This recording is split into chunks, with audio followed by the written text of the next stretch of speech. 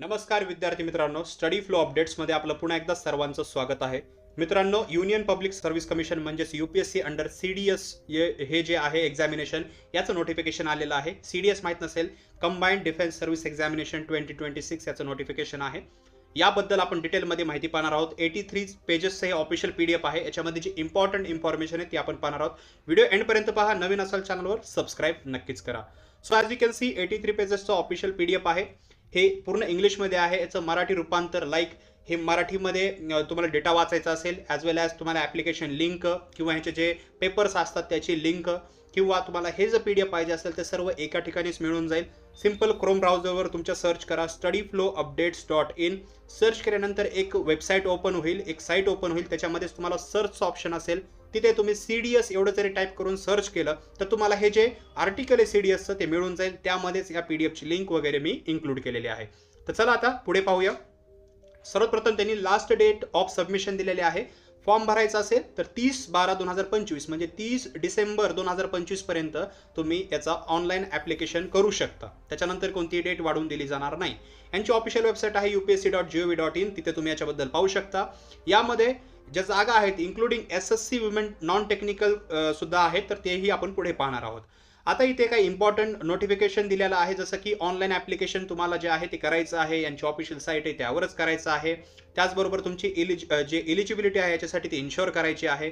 तर काय काय आहे ते पुढे पाहूया. आता इथे हाऊ टू अप्लाय बद्दल दिलेलं आहे, कशा प्रकारे अप्लाय करायचं आहे, त्याच्या नोट्स दिलेल्या आहेत. पण हे सर्व तुम्हाला मराठी स्वरूपामध्ये साईटवरच वाचायला भेटेल. लास्ट डेट मी सांगितलेली आहे. लास्ट डेट आहे 30 डिसेंबर. मार्किंग जे असणार आहे ह्याच्यामध्ये ते निगेटिव्ह मार्किंग असणार आहे. OMR शीटवर तुमची एक्झाम होईल. जे रायटिंग असेल, बोथ मार्किंग आणि रायटिंग जे आन्सर्स असतील ते OMR शीटवर होईल. पेनल्टी असणार आहे रॉंग आन्सरसाठी. निगेटिव्ह मार्किंग आहे त्याच्यामुळे तुमची जी ॲक्युरन्सी आहे त्याच्यामध्ये असणे गरजेचे आहे. Online question paper presentation portal सुद्धा त्यांनी दिलेलं आहे. त्याची ऑफिशियल साईट आहे. हे सुद्धा मी आर्टिकलमध्ये मेन्शन केलेलं आहे. तिथे तुम्ही हे ॲक्सेस करू शकता. आता इथे हेल्प डेस्क दिलेला आहे. जर तुम्हाला काही अडचण येत असेल तर यांनी हेल्प डेस्क जे आहे ते सुद्धा दिलेलं आहे. तुम्ही स्क्रीनवर पाहू शकता. त्यातली त्यात बऱ्याच गोष्टी यांनी इथं मेन्शन केलेल्या आहेत, जसं की mobile phones ban. Obviously exam आहे, सो मोबाईल फोन बॅन. कोणत्या तुम्ही मॅलिशियस ॲक्टिव्हिटी केल्यानंतर कशा प्रकारे तुम्ही डिस्क्वालिफाय होऊ शकता हे सर्व माहिती इथं देण्यात आलेली आहे. आता सर्वात महत्त्वाचं याच्यामध्ये नेम ऑफ कोर्स आणि जे अप्रॉक्सिमेट वॅकन्सीज दिलेले आहेत ते पाहूया. सर्वप्रथम इंडियन मिलिटरी अकॅडमी देहरादून, त्याच्याबद्दल तुम्ही रीड करू शकता. 100 वॅकन्सीज.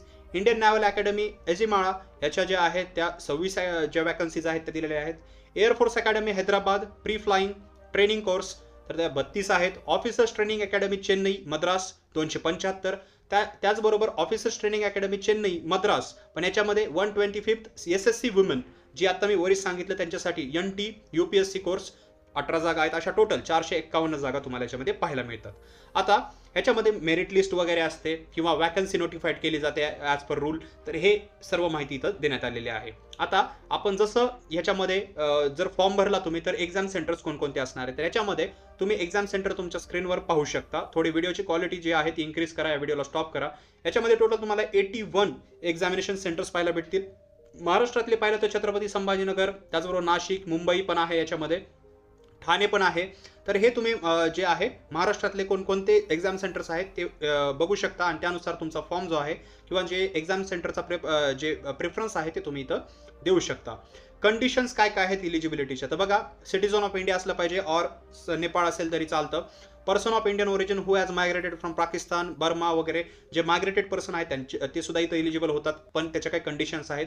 एज लिमिट्स, त्याचबरोबर मॅरिटल स्टेटस वगैरे दिलेला आहे. For IMA unmarried male candidates पाहिजेत त्यांना. बॉर्न नॉट अर्लियर दॅन 2 जानेवारी 2003च्या आधीचा जन्म नसावा. फॉर IMA ते पण अनमॅरिड असावे. अँड नॉट लेटर दॅन 1 जानेवारी 2008 1 जानेवारी 2008च्या नंतरचं जे आहे त्यांचा जन्म नसावा. म्हणजे हे इलिजिबिलिटी आहे. For Indian naval academy unmarried male पाहिजेत candidates. Born not earlier than 2 जानेवारी 2003 आणि सेम आहे 1 जानेवारी 2008च्या नंतरचा जन्म नसावा आणि 2 जानेवारी 2003च्या आधीचा जन्म नसावा. जर याच्या अंतर्गत तुमचा जन्म येत असेल तर तुम्ही याच्यासाठी इलिजिबल आहात, पण अनमॅरिड. एज जे आहे 20 to 24 इयर्स पाहिजे तुमचं जर पाहिलं गेलं तर. आणि इथे काही एज लिमिटेड जे आहेत ते सांगितलेलं आहे की कोणकोणत्या पदासाठी किती एज लिमिट आहे, कोणते पद अनमॅरिडसाठी भरले जाणार आहेत, मॅरिड, तर हे सुद्धा खूप स्ट्रिक्ट आहे. याचं तुम्ही जे आहे पाहून पूर्ण नोटिफिकेशनच तुम्ही अप्लाय केलं पाहिजे. जर एज्युकेशनल क्वालिफिकेशन पाहिलं तर जे IMA आहे and officers training academy Chennai, degree पाहिजे कोणत्याही रिकॉग्नाइज्ड युनिव्हर्सिटी किंवा equivalent. For Indian naval academy degree in engineering पाहिजे तुमची from recognised university or institute. For air force academy degree of recognised university with physics and mathematics at 10+2 level और bachelors of इंजिनिअरिंगची degree पाहिजे. तर तुम्ही हे education qualification जे आहे ते जर कंप्लीट करत असाल तर तुम्ही एलिजिबल आहात. त्यातले त्यात जे मी आत्तावरी सांगितलं, अनमॅरिड पाहिजे, तुमचा जन्म याच्या आधीचा नसावा, याच्या नंतरचा नसावा, तर हे तुम्हाला जे आहे ते पाहायचं आहे. याच्यामध्ये काही नोट्स दिलेले आहेत, note 1, note 2, note 3. Candidates who are debarred, म्हणजे कुणाला डिबॅड केलेला असेल मिनिस्ट्री ऑफ डिफेन्समधून holding any type of commission, तर ते एलिजिबल नाही येतं. म्हणजे ह्या नोट्स वगैरे दिलेल्या आहेत त्यांनी, ह्या गाईडलाईन्स दिलेल्या आहेत. फिजिकल स्टँडर्ड्स पण दिलेले आहेत. कॅन्डिडेट फिजिकली फिट असला पाहिजे कंबाईंड डिफेन्स सर्व्हिस एक्झामिनेशनसाठी ॲज पर गाईडलाईन्स.